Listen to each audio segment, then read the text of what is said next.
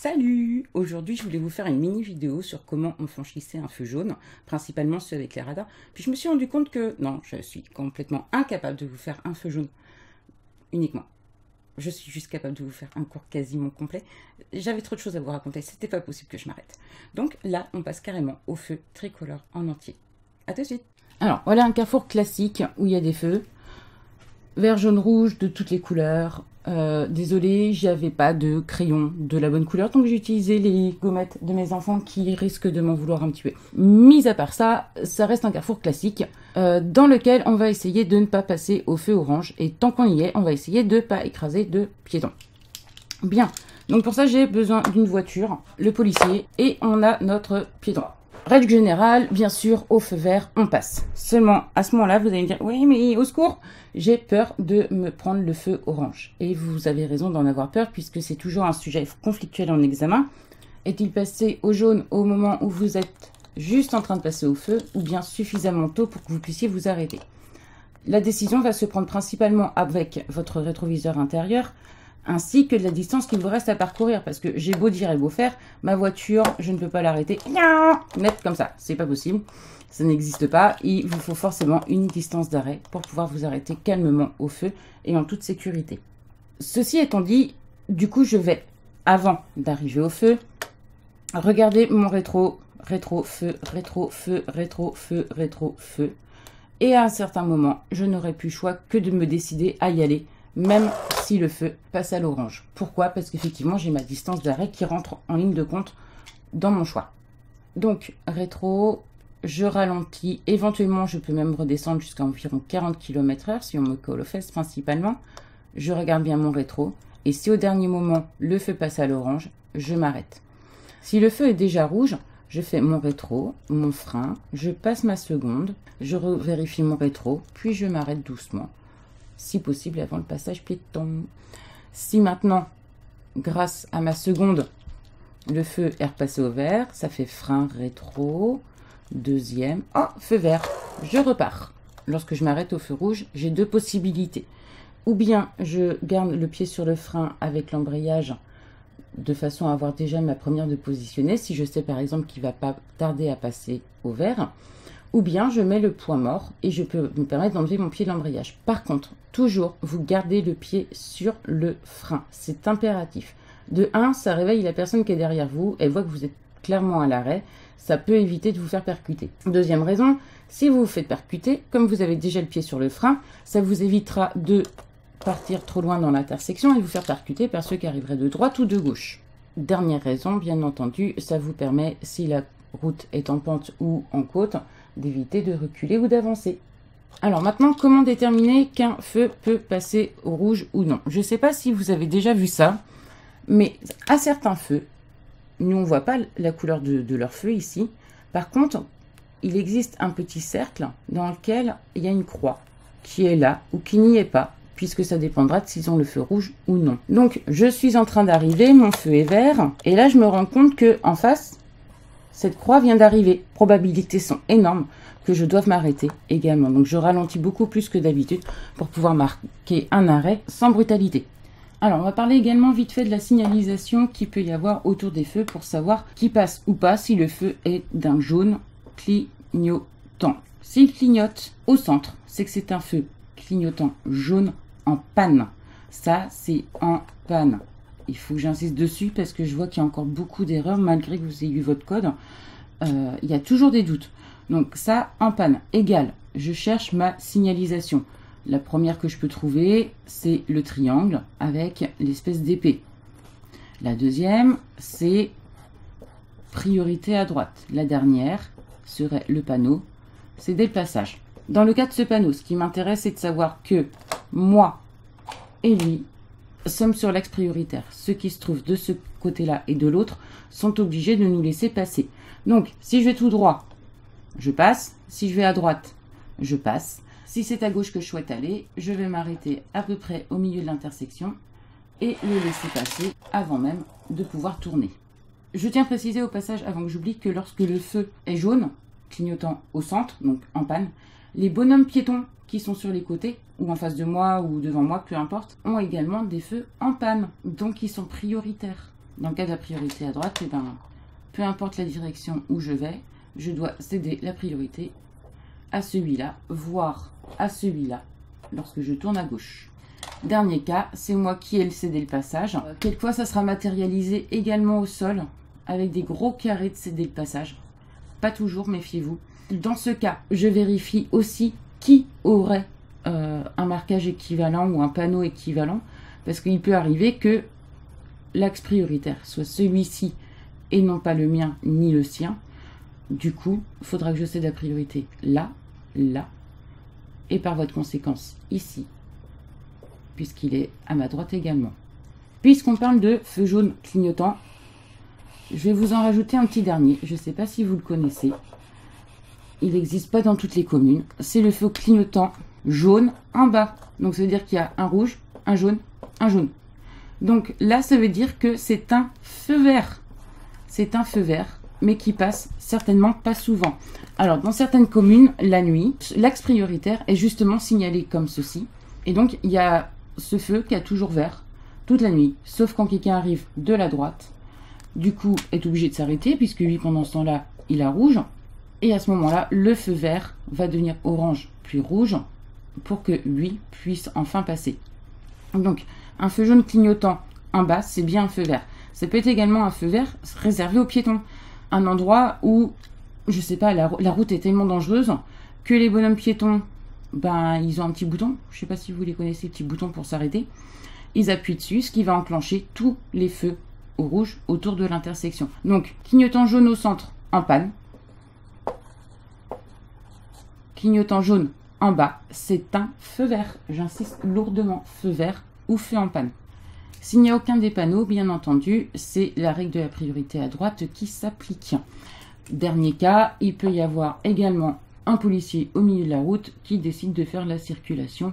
Auquel cas, c'est au policier que vous obéissez, même si vos feux sont en train de fonctionner. Ça sera également le cas pour les gars qui font les travaux aussi. S'il y a des gars qui sont en train de faire les travaux, ils sont prioritaires sur le feu. Vous ne comptez pas sur le feu pour vous aider. Dernier cas dont il faut qu'on parle, c'est les piétons. Alors, lorsque moi j'ai vert, mon piéton sur cet axe, ici, à vert, celui-là aussi. Alors bien sûr, c'est une règle générale. Lorsque j'aurai rouge, ce piéton-là aura rouge, et par contre, ce sera autour des deux-là à avoir vert. Tout ça pour vous dire que lorsque vous allez tout droit, en théorie, vous n'avez pas de piétons à écraser puisqu'ils ont rouge. Lorsque vous allez à droite, attention, il faudra bien repérer les piétons. Alors souvent, vous allez repérer le piéton qui est de ce côté-là, mais le piéton qui est là, vous le verrez pas venir. Donc, surveillez bien votre passage piéton avant de traverser. Si vous devez maintenant aller vers votre gauche, pour le piéton de gauche, ça sera souvent celui-là qui vous posera problème et non pas celui-là, parce que vous aurez eu tendance à le voir avant. Mais lorsque je vais tourner, une fois que je l'ai vu, en théorie, c'est ici que je m'arrête. Il faut impérativement me laisser la place de circuler cette voiture. C'est très important. Par contre, si effectivement le marquage au sol vous permet de vous arrêter suffisamment loin pour ne pas gêner la circulation, dans ces cas-là, vous vous arrêtez ici le temps de laisser traverser mon piéton qui a vert. En réponse à Abdelnasser qui m'a demandé comment fonctionnait le radar de feu, il faut d'abord savoir ce que c'est qu'une ligne d'effet des feux. Une ligne d'effet des feux se trouve généralement pile sur le feu, voire un petit peu avant, ce qui va permettre à un gros véhicule de passer facilement, que ce soit un bus, un camion ou quelqu'un chargé d'une remorque. Donc il faut bien la respecter, ne serait-ce que pour les laisser passer. Donc cette ligne de feu peut être ici, ou bien elle peut être là. Ce qu'il faut savoir, c'est que le radar de feu ne prendra la photo que si vous franchissez le feu rouge, et non pas le feu jaune. C'est pour ça qu'il faut que vous ralentissiez un petit peu avant le feu, de façon à pouvoir freiner au dernier moment si vous en avez besoin. Donc la première photo est prise que si vous passez au feu rouge, jamais au feu jaune. En principe, vous avez dû avoir le temps de vous arrêter au feu jaune. Le déclenchement du feu ne va s'effectuer que si vous franchissez cette ligne, même de 30 cm. Deuxième photo, 3 mètres plus loin, de façon à déterminer si effectivement vous avez continué ou si vous êtes arrêté quasiment à hauteur du feu ou un tout petit peu après, auquel cas vous ne serez pas verbalisé. Vous serez verbalisé que si vous avez franchi cet intervalle qui est de 3 mètres. Voilà, c'est tout, c'est pas plus compliqué que ça. Dernier cas qui peut vous intéresser, les fameux secours qui peuvent passer au feu rouge. Dans le cas des pompiers, ils ont effectivement le droit de passer au feu rouge, le SAMU, la police et la gendarmerie. Les autres ne sont pas prioritaires, qu'ils le veuillent ou non. Même une ambulance avec gyrophare, on doit éventuellement lui donner un petit coup de main, mais on n'a pas le droit de griller un feu pour leur rendre service. Donc, même si j'ai vert, et que mon camion pompier à rouge, il passera avant moi s'il a ses gyrophares plus sa sirène. S'il n'a pas sa sirène, il n'est pas prioritaire. On ne s'arrête pas à un feu sous prétexte qu'il y a un pompier à notre droite ou à notre gauche, peu importe. Donc, les pompiers, la gendarmerie, la police, ce sont des super-héros. Comme tout super-héros, vous êtes censés vous arrêter pour les laisser passer. Alors, le feu en face est rouge. Le mien va donc passer à l'orange. Rétro, frein, deuxième. Je continue de freiner tout doucement, ça sert à rien d'appuyer trop fort. Et au dernier moment, je débraye. Le fait de mettre la seconde peut permettre de repartir. Si finalement le feu passe au vert, j'ai plus qu'à accélérer. Alors là, c'est intéressant parce que du coup, j'ai le feu vert, mais il y a un camion qui est coincé devant moi. Donc, je suis coincé où je suis. Donc, avant de démarrer, bien entendu, je vais surtout vérifier mon angle mort. Pour vérifier que la voiture grise, par exemple, n'aurait pas envie de me doubler par la gauche. Feu orange, je vais donc rester à ma place. Je suis coincé pour un tour de feu. Le feu en face vient de se libérer, c'est mon tour de passer. Personne à me doubler et personne à gauche. La nana derrière a tendance à me coller aux fesses, mais elle a tourné, donc c'est pas grave. Je suis coincé derrière un camion. Plus loin je vais m'en arrêter, mieux je serai. Comme ça, j'aurai une meilleure visibilité sur ces deux côtés, de façon à pouvoir appréhender un éventuel démarrage ou d'ailleurs un autre arrêt. Et ça va lui permettre de me voir aussi. S'il a besoin de reculer, je n'aurai donc pas de surprise. C'est parti. Le camion va mettre du temps à démarrer. Du coup, je garde bien ma distance de sécurité jusqu'au bout. Le passage piéton n'est pas protégé, donc je le surveille également. Le feu est vert. Je ne suis pas depuis combien de temps derrière. Elle est sage. Je peux écraser. Le fait que je roulais pas vite et le fait qu'elle n'était pas trop proche de moi m'a permis de m'arrêter. Si bien sûr j'avais été à allure plus rapide, ou bien si elle avait été beaucoup plus proche de moi, j'aurais pu donc m'arrêter directement au deuxième feu.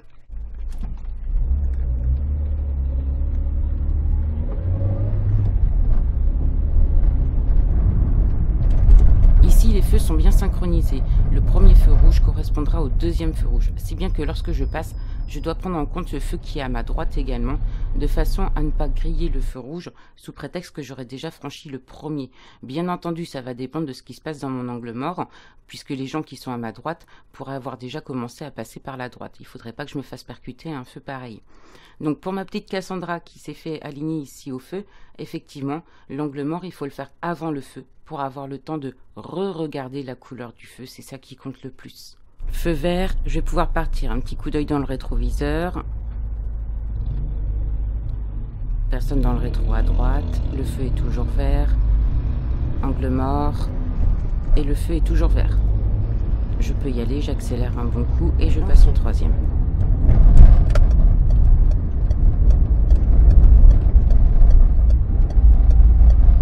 Il risque de passer au rouge, il risque de passer au rouge, il risque de passer au rouge, il reste au vert. Juste après ce feu, le passage piéton n'est pas protégé. Du coup, je regarde bien à droite et à gauche avant d'y aller. Et ensuite, je peux réaccélérer. Un dodan va protéger le prochain passage piéton. C'est important parce que là aussi, il n'est pas protégé ce passage piéton. Or, c'est une sortie de cinéma quand même, une sortie de magasin. Alors, cette intersection pose beaucoup de problèmes aux élèves parce qu'elle est à priorité à droite. Juste avant, on a un passage piéton. Et à la fin, on a encore un passage piéton. Donc, je regarde bien mon passage piéton, puis ma priorité à droite, encore le passage piéton. Et s'il n'y a personne à ces trois endroits-là, je peux continuer.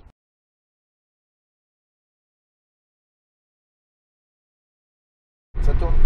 Ok, pied au-dessus du frein, rétro, je passe. J'espère que le cours a été suffisamment complet pour que vous n'ayez plus de doute en examen, ou dans la vie de tous les jours d'ailleurs. Je vous souhaite une bonne fin de journée. Moi, il faut que je rentre. Je vous dis à bientôt. Salut!